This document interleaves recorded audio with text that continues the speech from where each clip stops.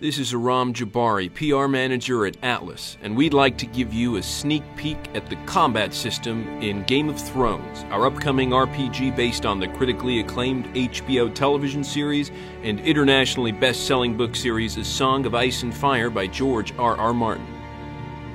Let's start by taking a look at the core of the game's combat engine, the Active Pause system. Game of Thrones is a fast-paced role-playing game where all combat, skill use, and item use happen in real time. When the pulse-pounding action becomes overwhelming, the player can slow down time to better make strategic decisions like giving allies orders or choosing to use some of their character's skills to help turn the tide of the fight. It's important to note that time can never be stopped outright, as it can in many other games. This serves to preserve the tension and urgency one would expect from fights in the Game of Thrones universe.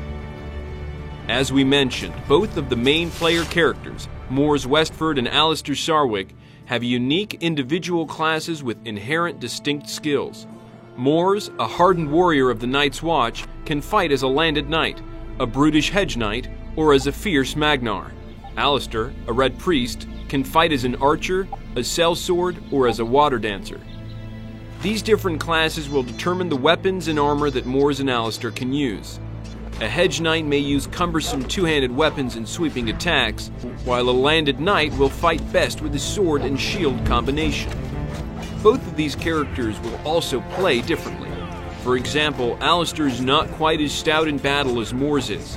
When facing multiple enemies, Alliser will typically prefer to not stand and fight.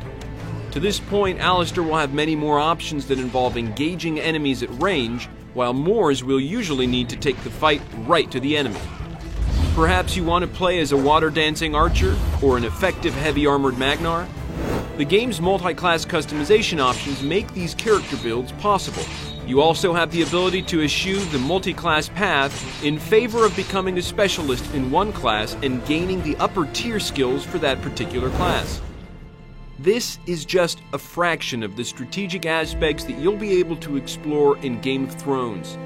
On behalf of everyone here at Atlas, I'd like to thank you for watching, and we hope you're looking forward to playing Game of Thrones when it comes out on May 15th, 2012 for PlayStation 3, Xbox 360, and PC.